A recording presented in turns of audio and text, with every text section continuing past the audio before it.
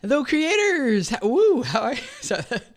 Hello, creators. How are you guys? It's great to hang out with you again for another Video Creators podcast episode, like we do every Tuesday on iTunes, SoundCloud, Stitcher, Google Play, Spotify, all the places you listen. We're glad that you're hanging out with us. And we're also live streaming this. We do these live streams every Monday at 2 p.m. Eastern Time at youtube.com/video creator. So welcome to those of you guys who are live here in the chat. Today I want to talk with you about a question that I get a lot, and when I talk about it, usually it kind of surprises people, which is, people at the end of their videos, they're doing all these different call to actions, which is great. You should totally do a call to action, but which ones are the best? Which ones give you the most benefit, the most results? And what you normally see most creators doing now is not necessarily the best call to action that you want the viewer to take at the end of one of your videos. And so I want to walk through, let's see, 1, 2, 3, it looks like 6 of these call to actions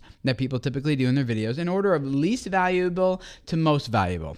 Now, most of these will change based on what your goals are. Okay, so it's very important that it's not just like, hey, Tim said this was pointless, so don't do this. No, it's not. That's not the case. I'm sharing this mostly in terms of discoverability, more views, more subscribers, just growing the channel overall, right? So that's kind of the approach I want to go through these. But as normal, as you guys are kind of jumping into the live stream here, welcome. It's good to see you. Laura is in the chat, and she'll be taking your questions throughout this whole time, and she will be putting them in front of me. And so after I kind of talk a little bit about the most important call to action for YouTube growth, and no, it's not to subscribe, which sounds contradictory, like you'd want people to subscribe in order to grow your channel, but we'll talk about that here. So we will be answering your questions. So make sure you ask those questions in the chat. Laura will take the relevant ones about this topic and bring them, put them in front of me, and we will make sure we get to those. And so it's good to see you guys showing up, though. Let's see, classesdeguerreria.com. Hey, Tim, just bought a consultation with you. Now I have to wait until May 31st. Honestly, can't wait till then. Oh, sorry. Yeah, my session is pretty booked up.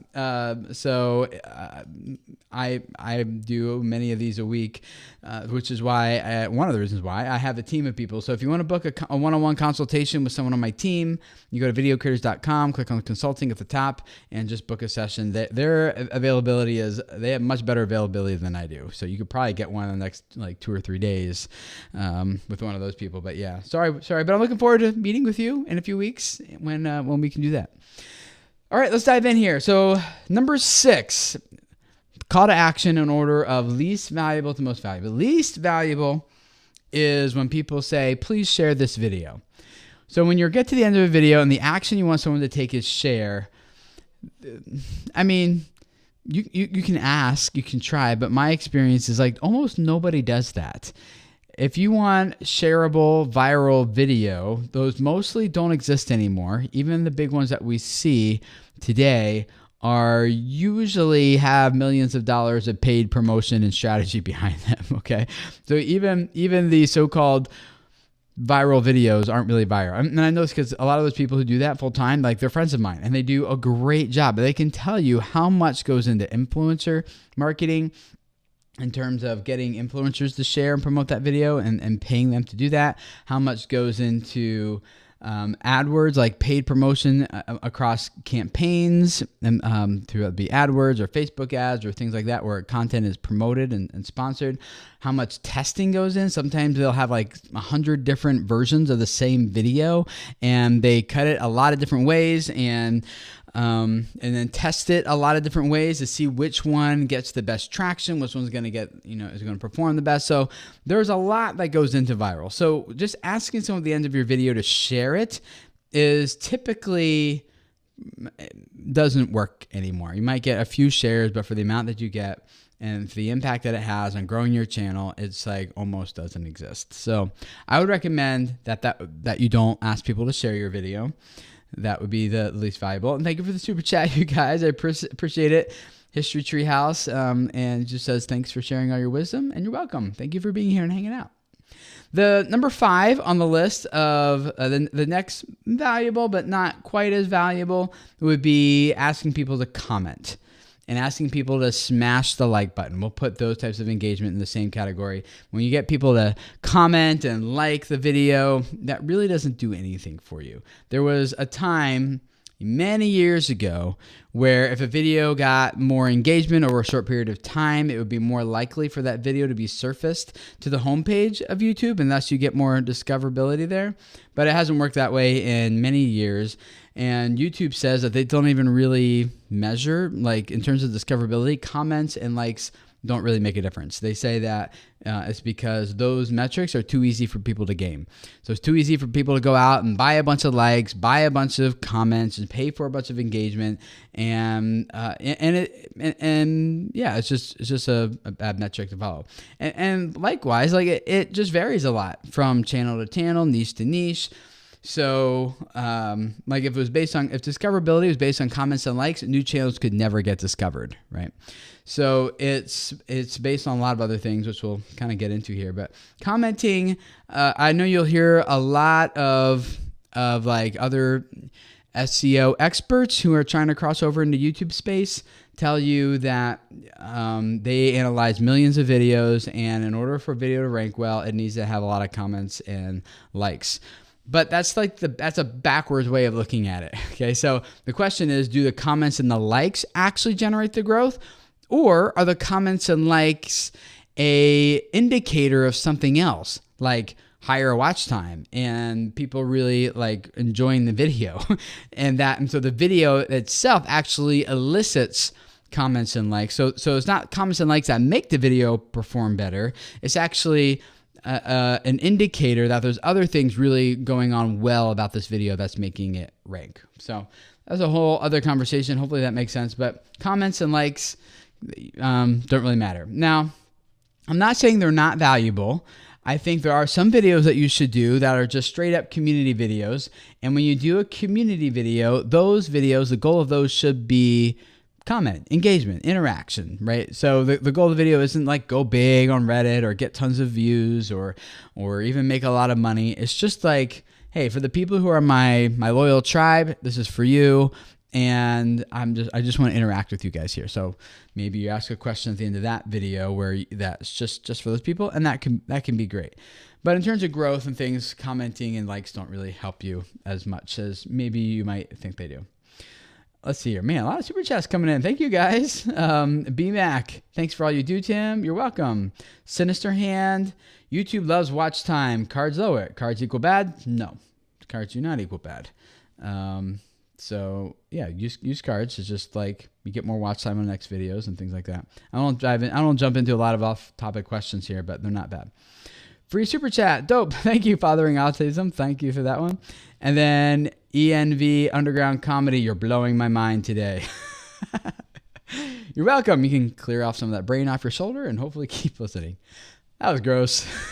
And then JDL Vapes. Been loving your content. Question, how do you know if age-restricted videos have different variables to play with in the algorithm, or is it just the same watch time? Yeah, we'll get it. Maybe we'll answer some of these in the end, but let's try to keep them on topic here, guys, and we will dive in. So so we did 5 and 6, and so the fourth one in terms of like going from least valuable to most valuable is getting someone to click a link in the description. So someone does a video, and at the end of the video, they're like, hey, buy this thing, check out the sponsor, go register for this, whatever, sign up for whatever. And there's actually like a lot of important times when you should do that, because I mean, you're growing a channel on YouTube. There's just times when it makes good business sense to send people off of the platform and send them off to your website or go to sign up for something. But the reason it's not that great for growing your channel is because you're ending the viewing session. One of the things that YouTube really looks for and really likes and wants are videos that are going to keep people on YouTube longer. So they're measuring how long does someone spend watching this video based on watch time. And then they're measuring, well, how does this video contribute to someone someone's overall viewing session. Do they stay on YouTube or leave YouTube as a result of this video? And so trying to get everyone to click a link to go to your website and sign up for something or buy something, that video, it might be hard in the long run to rank that video if people who are watching it actually take you up on that offer. So I'm not saying don't use links. I have a link in every single video in the description for people who are looking for that kind of thing. But clicking the link in and of itself, if you try to get someone to do that every single video, that would could really stunt the growth of your channel. So just use that sparingly. And again, kind of like the comments one, the reason you would want to do that is in the case of having a video or the goal is to sell something, so you bring people in with discoverable videos and you engage them with community videos where you're asking them to comment and interact.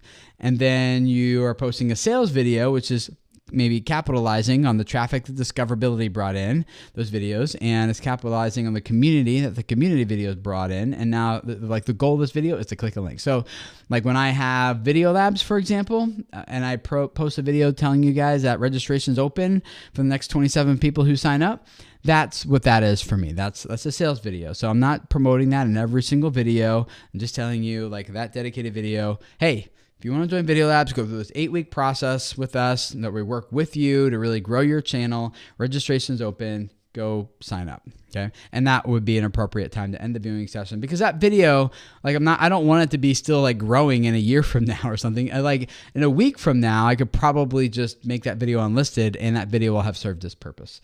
So that type of thing. Okay. And by the way, Video Labs is opening for registration, I think here in about a week or so.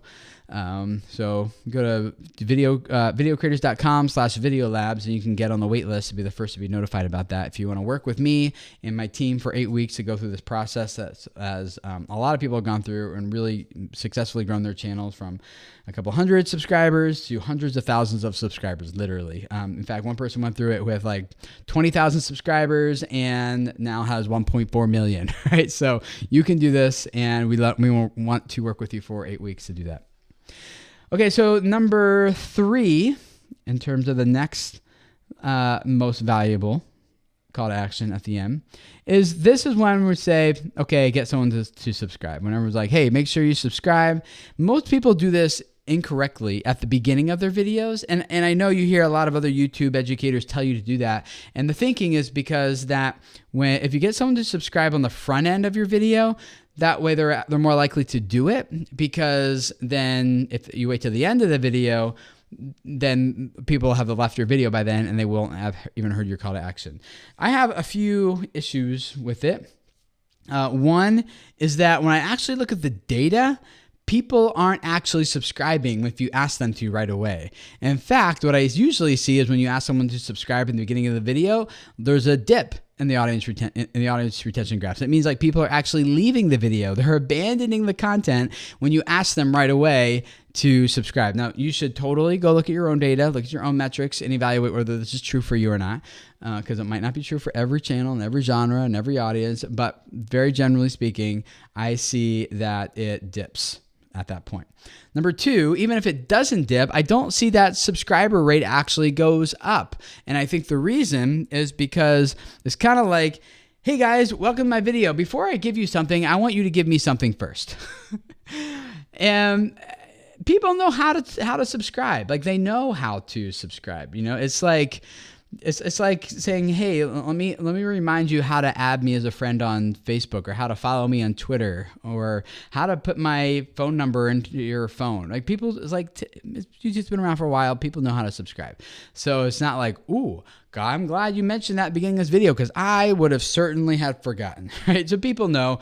And so I think in order for retention, in order for you to grow your channel, asking them to subscribe at the beginning is certainly, from what I've seen, not helpful. Now, what about asking people to subscribe at the end of your video?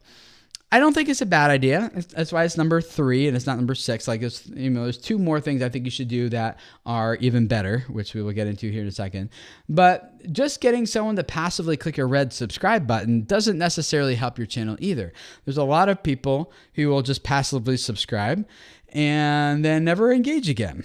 which is not helpful for you, right? You can inflate your subscriber count maybe, but in terms of actual people that you're reaching and impacting with your message and your videos consistently, that may or may not, be the case. And so I think it's appropriate to maybe at the end of your video just quickly mention it and as a second, maybe 2 seconds, or have it there visually on screen as like a visual reminder. But when you get someone to the end of your video and you ask them to, and you put it there, like they're more likely to take you up on that offer anyway, because they just watched your video. They're like, wow, it was a good video. Oh, you got more videos like this, whole channel? Like, heck yeah, sign me up, right? And then they'll click subscribe. So it's better at the end, but it's still not the most important thing. Just passively getting people to subscribe doesn't actually surface your videos to more people or help you grow your channel, although it is a metric of growth, right?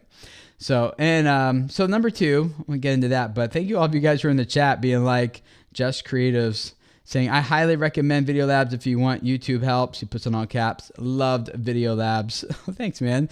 Sir Greenlight says, Video Labs always sells out, so if you want to get on the waiting list, you definitely should, and puts a link to it. Thank you, Jeff. Appreciate you guys. Yeah, Be Adventure Partners, they went through it, Video Labs as well. So it's fun to see everyone who's gone through it jumping up in the chat being like, I did that. It's awesome. Do that. So yes. Yeah. And you guys in the chat are totally getting this. Inactive and not engaged subscribers is a huge issue, says Variety Girl 1. Yes, absolutely. Totally. And then other people are saying that, let's see, I agree or 100% about demanding to subscribe right at the beginning is surely a put off. Yeah, it's kind of like, all right, I just want what I click for. Let me skip ahead. And other people saying that, yes, that it's not that the subscribe button is just kind of leading to passive subscribers. So yeah, cool. All right, so number 2, what's the next best thing for you to get them to do? At the end of your video, what's the next best call to action? And then we'll start jumping into some of your questions here. So next best thing is to get someone to watch another video. And there's a few reasons why this is the best or the second to best option. One is because you get your most valuable viewer, the person who watched to the end of your video, and you get them to watch another video. Like getting someone who's going to only watch half of your video to watch another one isn't really that helpful because they're only watching half of it, right? But if you get someone to the end, and so that should be, by the way, your first goal is to craft videos that get people to the end of your video. So I don't mean like 50% overall, like an average. I mean 50. That means half the people who click play. Or of the people who click play, half of them were gone by the middle. That's not what I'm talking about. I'm talking about half the people who click play are still watching when that video ends. 50% at the end. So shoot for that. And then you need to start optimizing that end screen to get people to watch another video.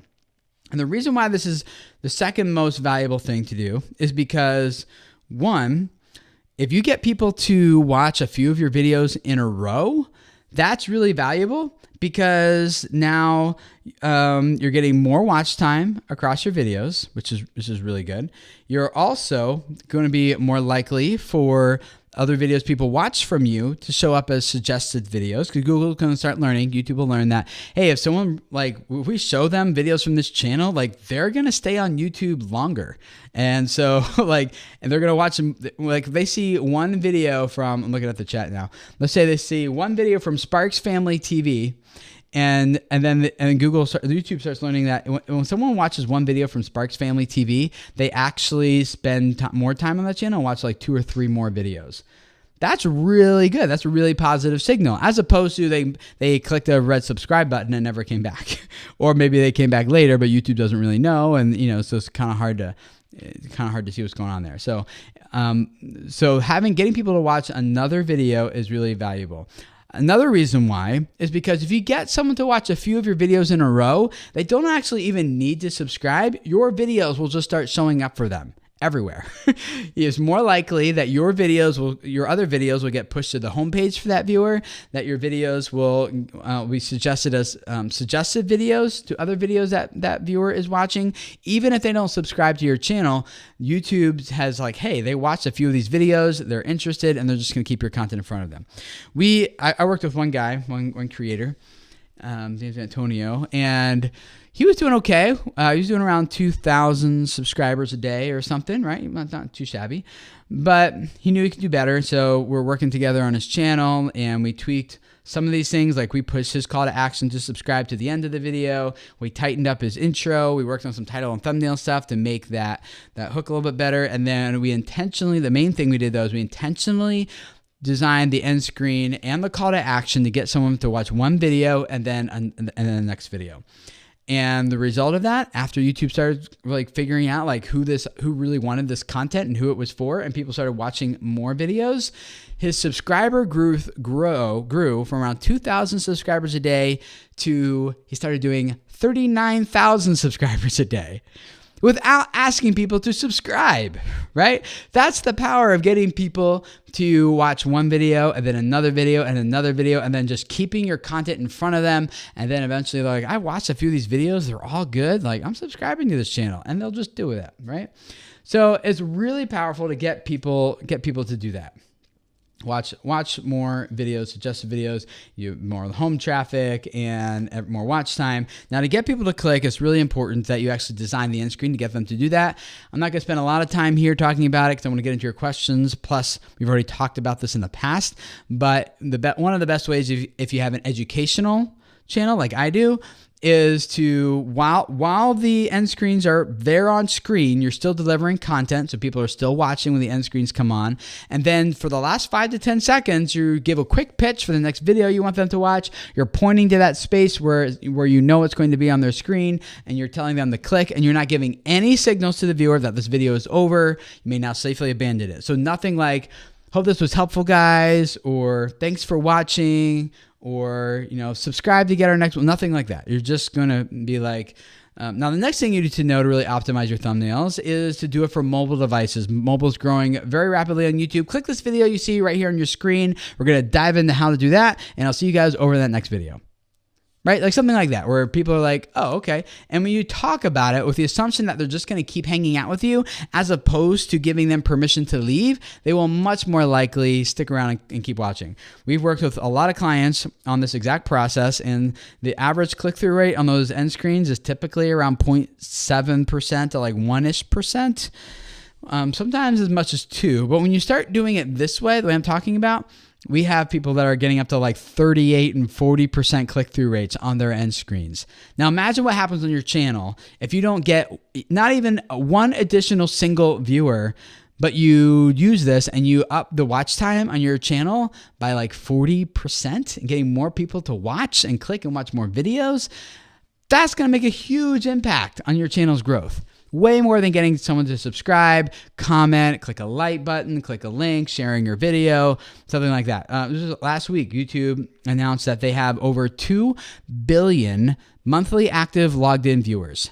So 2 billion people are coming to YouTube every month with accounts, actively subscribing, engaging, watching videos. So one, they know how to subscribe. They have accounts.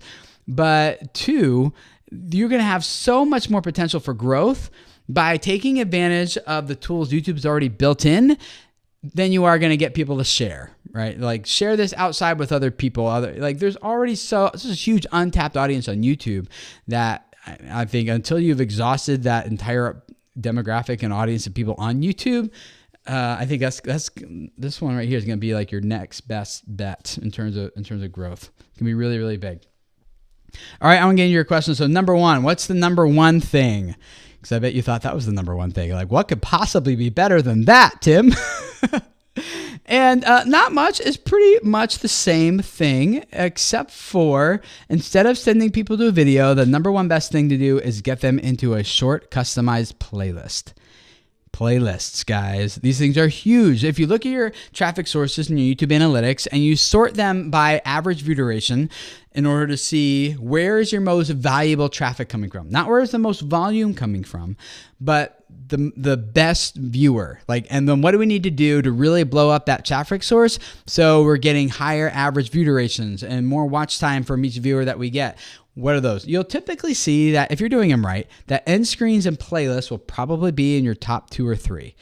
both of those. So you only have maybe like one other one up there with them. And the reason for that is that these are like the only two tools you have to get people to watch more videos, to get them into another video, into more content. And so when you at the end of the video, when you plug hey, watch this next video, and you're pointing to it there on screen, and you want someone to click through, instead of giving them just a video, give them a short playlist. And by short, I mean like don't show like here's every single vlog I've ever done on my channel, all 160 of them or something.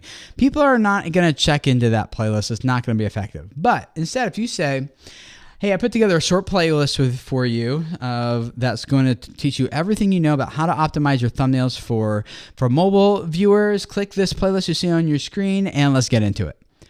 And there's only like 4 videos, maybe 6 videos, 8 maximum, maybe like 12 short videos. Just make it consumable. You want someone to click and be like, oh, 12 videos, okay, or 4 videos, I got time for that.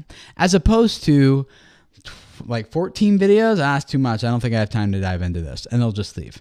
Okay, so it's better to get someone to dig into a playlist of 4 videos and watch all of them than it is to get someone to watch like 1 or 2 videos in a playlist of 14 and then they just quickly abandon the playlist after a little bit. Just put your best content in there. Like optimize it for people to keep watching more and more. Don't give them a smorgasbord of every single video you've done that could possibly relate to the thing that you're pitching. Just the best ones. Now, if you have an entertainment channel, the pointing and pitching thing doesn't tend to work as well. It's better if you point people, like you end the video and then during the last few seconds, like 5, 10, 15 seconds maybe of the video, you're actually showing a little trailer of the next video you want them to watch. And so you have like a little quick little highly produced, highly cut little trailer with an arrow that points to where they can click. It says watch here. And then you're getting people to watch that trailer and then thinking like, what happens next? Like, oh, that's a really cool story. I want to see what happens there. Then they click and watch. So entertainment, that can work great, but educational, do the verbal pitch. That tends to work the best. And so this isn't like television where you need to do sign-offs. I know it might feel a little uncomfortable to not to do a sign-off, but on television, there's a new episode coming, or I'm sorry, a new show coming typically. And so they say goodbye and the next show starts. That's not true on YouTube. People can hang out with you a lot longer. They can keep watching with you. And so they will hang out with you longer if you talk with the assumption that they're going to hang out with you, as opposed to like giving them permission to leave. We got a new super chat, a bunch of them here, from Snail Trail 4x4. Hey, James, good to see you, man. Thanks for everything, Tim. Can you talk about watch time versus audience retention? Is there a happy balance, or is one more important? So they both tie into each other. Watch time is technically the total accumulated amount of time someone spends watching the video. Audience retention is how well that video holds someone's attention. And retains that viewer. So they go hand in hand. I don't know that you could look at one without the other, but if you wanted to focus on one, I would focus on the probably on the audience retention, because if you can increase your audience retention, you will thereby also be increasing the watch time. But the retention is the more practical tool that helps you actually know what you need to do in order to actually get the higher watch time. So you can actually see when people are leaving the video, what they're skipping ahead, what they're rewatching, what they're not watching, and things like that. Let's see here. Sailor Drew says, a lot of people watch on their tablets, phones, stream to TV. So these are things that aren't great for people who have access to like and comment. Yeah, totally. And actually, some of the other stats that YouTube released last week is that television viewing for YouTube is up by 39%. That is up to 250 million hours or minutes a day. I think it was hours. 250 million hours a day people spend watching YouTube on their television, which has only been like past 9 or 10 months, that stat is up by 39%. So it's growing very rapidly, and it is definitely, I mean, my kids, they watch YouTube almost exclusively on our TV. In fact, we don't even have TV, like cable TV or anything. We just have the YouTube app and we use YouTube TV, which is awesome, by the way. We love that. More like, we don't have Netflix. We do have Amazon Prime, but we primarily just use YouTube TV. So that is definitely, for us anyway. I've tried Netflix and all the other ones out there, and even though Netflix is a lot less expensive, the stuff we actually want to watch is on YouTube TV. So we use that. Not sponsored, just give them a little plug. So, but the point is, like, my kids totally consume on television. And yeah, you can't comment and you can't interact there. I mean, you can, but it's very, very difficult and almost to the point where it's not even worth trying. So good point, Sailor Drew. Thank you. Let's see. Sailor Drew also asked, on a serial entertainment channel, do we say, click here to see the next episode, even if we don't have the next episode yet? You can. I tried doing that with my series, How They Got 1 Million YouTube Subscribers. And I knew the next video wasn't coming out to the next week or the next day, but I would still point to that space. The way I did it is during the 1 week before the next video came out, people who would watch it, I would just put on screen there in the actual video file itself. I would just put like video coming next Thursday. And then people who are watching to the end, seeing me pitch, would be like, oh, that video's not here yet. It's coming on Thursday. They get it. But then when next Thursday comes around and that video is actually published, then I go back and I add that end screen to last week's video. And then it covers up the text that says coming next Thursday. And so people no longer see that text on the video. They just see the video for them to click and watch. So that's kind of how I did that. Be Adventure Partners. Good to see you guys. Brian and Aaron. I saw you guys plug in Video Labs in the chat, so thank you. I'm glad you guys thought it was awesome or still getting value out of that. Let's see. Watching your collab with Tom, he mentioned, and Tom is from Creator Insider. That channel he's a YouTube employee where YouTube employees talk about YouTube stuff, which is great. So if you don't know about Creator Insider, definitely search for it, check it out, and subscribe. Watching your collab with Tom, he mentioned that a video's views can plateau if there's not enough audience in the niche. Is there a way to find number of people in an audience? Not that I know of. I've been thinking that even for myself with creators. Like, how many active YouTube creators are there in the world who speak English and are actively trying to grow their channels? And by actively grow, I mean like have uploaded a video within the past 30 days. And I have a guesstimate, which is like it's around 1 million, but maybe 2, but I really don't know. And I don't really know how to find that out either. So if you know, I would love to hear. Let's see here. Okay, so UK Northern Adventures asks, should we do more call to action at the beginning or the end? Definitely the end. Deliver the good value, get people right into what they clicked, expecting to get and wanting to consume. Don't delay that. Just get them into it right away. Deliver it really, really well, blow their minds, and then ask them to subscribe if you want to. But I've argued that I think it's better to get those people to watch another video. Unless it's a community video or a sales video. If it's supposed to be a community video, get them to interact. If it's supposed to be a sales video, get them to click away. Let's see here. Super chat from Jeff, Story Greenlight. Thank you, Jeff. Says, even in broadcast TV, networks constantly tweak the format of shows, not using ending language, roll credits, etc. Keeping wrap-ups short and feeding into the next episode is huge. I've noticed that. So if you don't know Jeff from Story Greenlight, you guys should go check out his channel. He edits American Ninja Warrior. I did see if I can pitch you here accurately, Jeff. Super Nanny, America's Next Top Model. I'm drawing a blank, but he's done work for NBC, ABC, Disney, Google, or not Google, Apple. So he edits a lot of. He just finished editing The Titan by Dwayne The Rock Johnson, that show. So he edits a lot of TV, and I noticed that myself, which is that like the credits start rolling next to the video, the episode is wrapping up, and then they're still rolling while the next episode starts. And so they're doing the same thing. They legally have to show those, but they're still getting you right into the next show, so you don't turn off the TV and walk away. So same thing. Let's see here. Skylar, that creator. I one time heard from Daryl Eves that the viewer has to actively engage and click for a view. If it auto plays the vids in a playlist, does it still count? No, that's a great question, and Daryl Eves is right. A view on YouTube is defined as a user-initiated playback.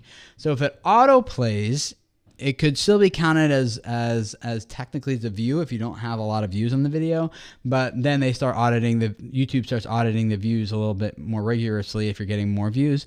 And an auto play is not considered like the watch time and things for that. And you might technically get a view count on the video, but in terms of discoverability, an auto play doesn't really help you at all. So yes, Daryl is correct on that one. Which Daryl is usually correct. So, yeah. Jim009911. If you have multiple call to actions, I'm glad you brought this up. Thank you. Multiple call to actions that are all important revenue streams, can you have more than one as long as the last one is watch next? No. And the reason for that is because if you do that, as soon as people start getting that trigger, that signal from you that the video is over, they are just going to leave. And they're not going to get to that video, that call to action for you to watch next.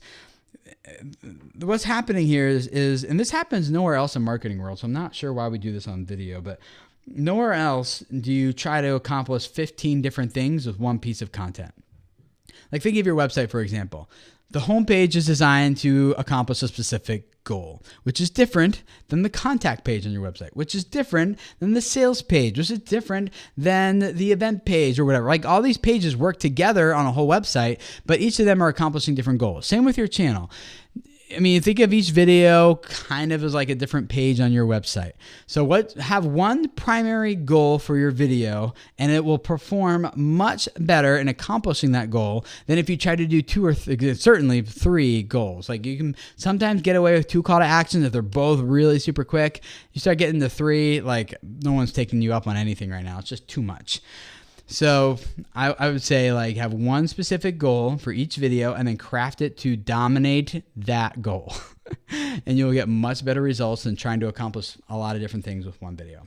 So yes, that's how that works. Voodoo DR VR, English version. Guess you have an English version too, huh? So do you think it makes sense to allow a GIF during video that shows mouse cursor moving over the subscribe button to hit the bell? Or is that useless? No, you can do that. I don't think it hurts anything. I think it's like getting everyone to try to click that bell might actually work against you. Let's just say, for the sake of the example, that you got everyone who subscribes to your channel to click the bell. Man, every time you publish a new video, that would be a lot of notifications going out. And then what's going to happen? You're going to get a lot of people like, why am I keep getting notified from this? And they're going to unsubscribe. They're like, I don't want to watch this right now. They're going to unsubscribe. And so I'd say like, let people subscribe. If they want to click the bell, they know how, they can. And they're not going to and it actually might work against you if you get everyone to click the bell and then no one actually engages with those notifications. Like that's actually bad for you too. So you can ask people to click the bell, but the goal isn't necessarily to do that. The goal is more to just get them to watch another video, and that'll be more valuable for you.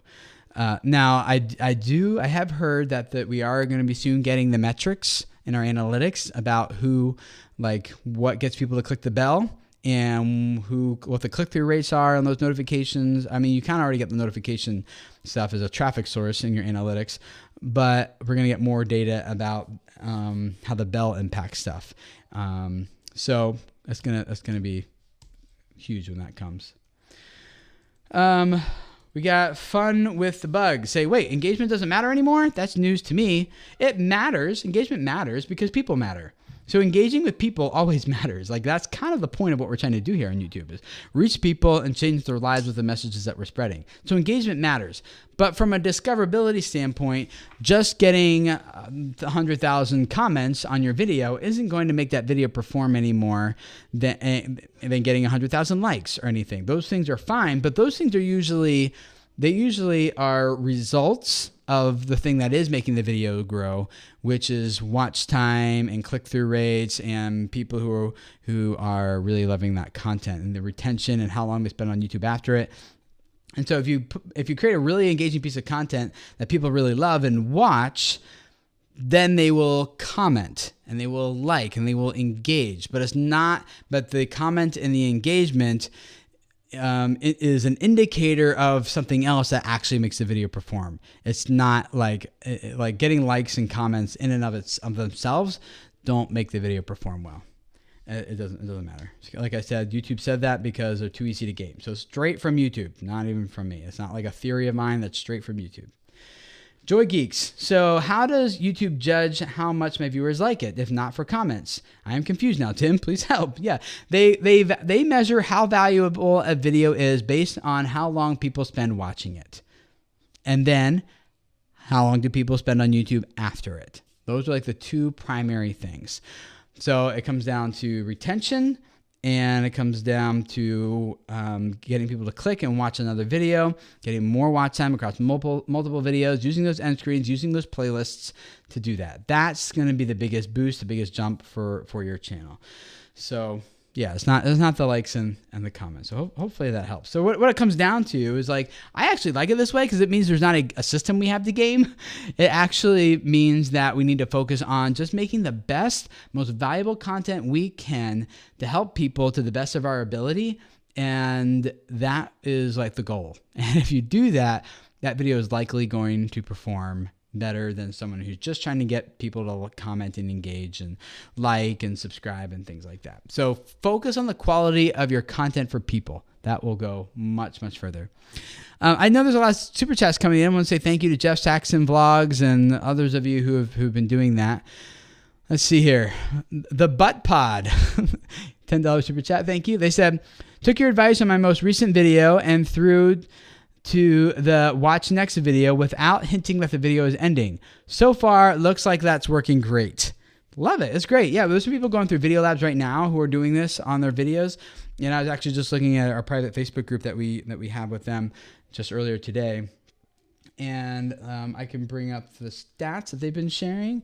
I didn't ask for these stats. They're just sharing it, which I think is awesome. I just love seeing the impact that the Video Labs process has on channels. Okay, so one person posted and his views are up by 110% and his watch time is up by 254%. And then another person posted and her views are up by 427% and her watch time is up by 578%. Right? So they're getting more views, which is great. Their channel's growing now by like hundreds of percentage over. but it's because like their watch time is actually the higher number. So the watch time is still like in one case like double what the views are in terms of percentage of growth, and that's why the views are starting to pick up. Same with the watch time. So that's people who are doing this, and they're doing a lot of other things as well, because it's not just getting people to click to the end. You actually have to get people to the end of your video to watch in order for this to work. And so we're working on people with crafting their content to get them there too.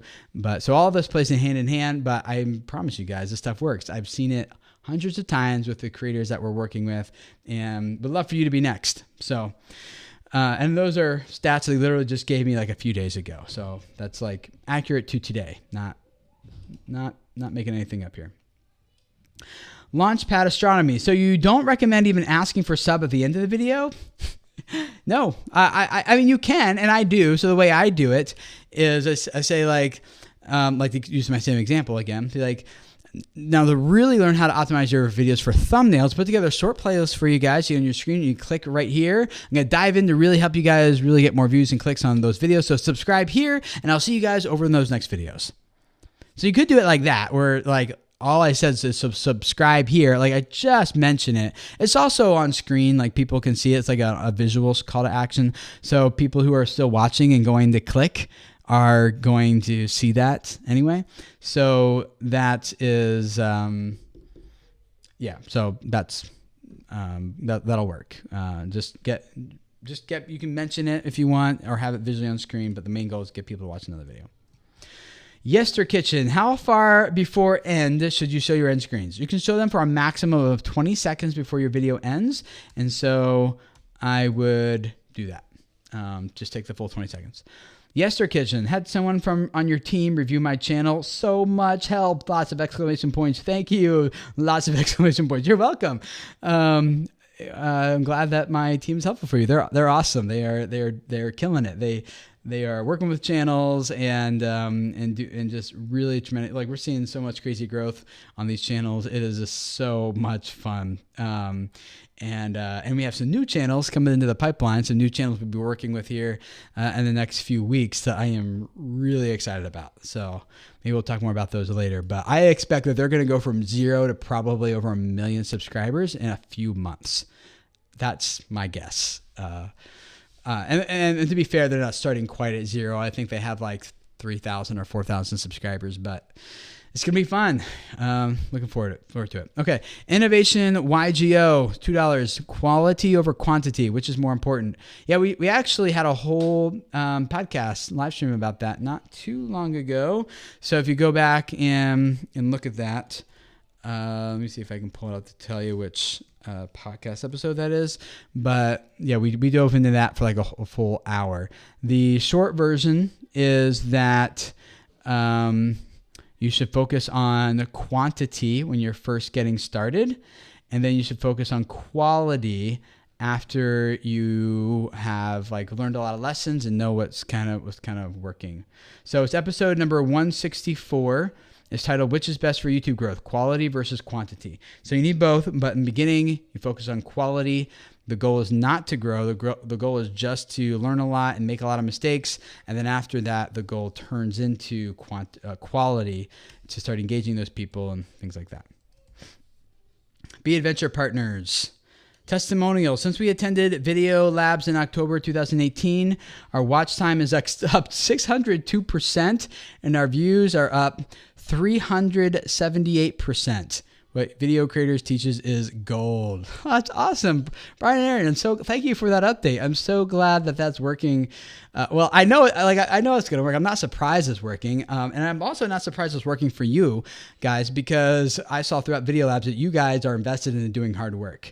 So if you guys are thinking about doing Video Labs, I didn't really mean for this to turn into a plug for Video Labs, although it's fine that it is because it's opening again here in like another week. But Video Labs is a lot of work. It's not like here, watch some videos and do some assignments and then good luck, right? It's here, watch some videos, do some assignments, and then let's get into a live call every Tuesday and let's talk about how we're going to implement this for you and your channel and your goals and your audience and the things that you're trying to achieve on YouTube, so that by the end of this 8 weeks, you've got everything, like it's actually for you, not just like, oh, that's good information. What do I do with that? But there's accountability built in for you to actually do the things so you get the results that you want. And we do everything. It starts with like branding, to then how do we get people to care about our brand and our channel, to setting up our channel and optimizing it so that people subscribe and want to follow along and quickly know what we're all about. And then we spend a few weeks on discoverability. We talk about how do you boost engagement and start growing the community element of your channel? How do you read your analytics? Like everything. And but it is a lot of work. It's like, if I put an average on, it's probably around 5 or 6 hours worth of work on your channel every week. So that's what it takes to really get the results. So good for you guys, Brian and Aaron. I love it. I'm glad you shared that. A few more here. Let's see here. Bulk Reef Supply Com, $10 super chat. Thank you. Well, getting people to click on an end screen link to our website decrease ranking for the video because it's causing people to leave YouTube. Technically, yes. Yes. If you are getting people to the end and they're leaving YouTube because of that video, then that would be a pretty negative signal to Google. Now, if you're trying to get them to Patreon every time or something, that's probably not as big of a deal, because once people leave and go to Patreon, and then they probably don't need to go back, leave a video again to go back to Patreon. So if it's something that you're just doing it once, that's fine. So like at the end of my videos, I have visually on screen in my end card my free guide called The Secret to Building Your YouTube Audience. And it's just a free guide people can go download and go through. That's visually promoted there, but I'm not verbally pointing to, or verbally talking about it. I'm not pointing to it. It's just kind of there, and it never changes. So once people sign up for it, they leave YouTube for that one time, and I do that because I think it makes good business sense for me to do so, but I never again have the end of viewing session for them after that because they've already signed up and gotten it. So that's how it works. Thanks for the super chat. Good old Mike's Garage. Appreciate it. So Jim009911, can you do multiple CTAs? If you do them fast, I wouldn't. I would just, you only have like 5 to 10 seconds to do one. And so if you give people a whole bunch real fast, I don't think it's going to be very effective. Yes, Your Kitchen, do subscribe banners turn people off? No, not really. I mean, depends what you mean by banners. Like if you're like a whole screen takeover and you're like doing, like someone said in the chat, they called it e-begging, which I thought was good. A good description of it. If you do e-begging, I think that is a pretty big turnoff. So I would just focus on the one thing you want people to do and go from there. You guys are still talking about Video Labs in the chat, which was fun. Be a Venture Partner says, Video Labs was tough. It has you questioning your brand, your purpose, and getting you to focus, shift, and grow, but so worth it. Making a huge impact because of the shifting and growing. Yes. It's awesome. Cool, guys. Let's see here. So the $20 super chat question. Been loving your content. Question, do you know if age-restricted videos have different variables to play well with the algorithm, or is it just the same watch time? Still just the same. If it's age-restricted, you won't be surfaced as much, obviously, because your videos are for a mature audience, an older audience. And so if YouTube expects that the viewer watching is not of age, they will just probably not surface to them. And also some people have, I think most people actually, I don't have any stats on that, I'm just guessing, that have safety mode enabled on their YouTube channel. So that would automatically prevent that video from ever showing up for them anywhere.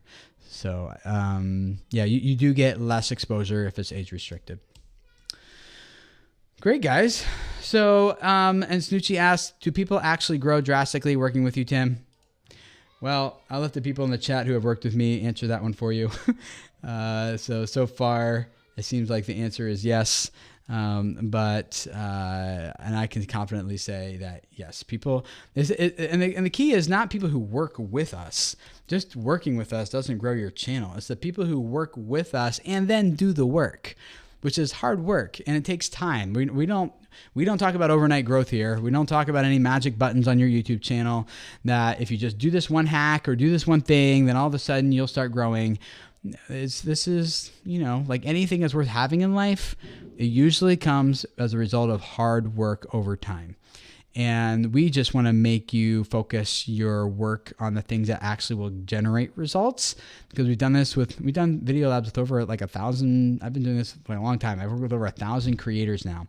And so I see what actually gets the results and what spins your wheels, and what you think would actually help, it actually doesn't, or what might, but this thing would be a better use of your time because it'll get you more growth faster, those types of things. That's what we do. So, and everyone who's asking where my couch went, if you're listening to the podcast, right now my office is empty. It's completely empty except for my desk right here. And the reason is, I think I said this last week, is the couch is gone and my office is empty because we're moving. We bought a new house, and one of the issues that I have with our current setup here is that it's hard for, like, my office is just kind of like in our house, which is great, but it's like right by our front door and right by our kitchen or at the bottom of our stairs. And so maybe you even hear it while we're doing this recording, a lot of door slamming and kids running by, and my wife's doing her best to keep them quiet and outside.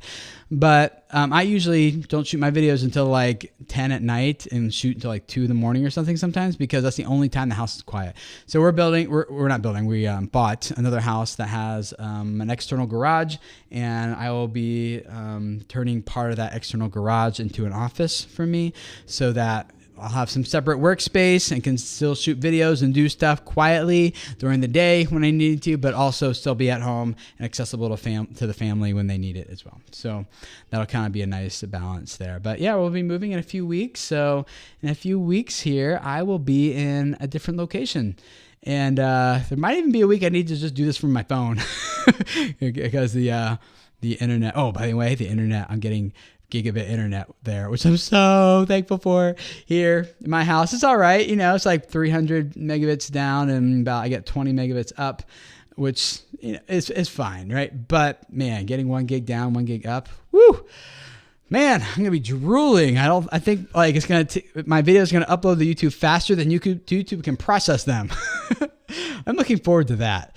It's gonna make things really, really nice. But anyway, really appreciate you guys hanging out and seeing you guys here every week, and for your support. If you are a channel member, by the way, last night I just posted about 2 hours of exclusive training for you guys on discoverability for YouTube. So it's just audio from some sessions I taught at a event this past week. So it's just the audio, just exclusively for you guys who are channel members. So thank you guys for your support. If you didn't get the notification, go check it out.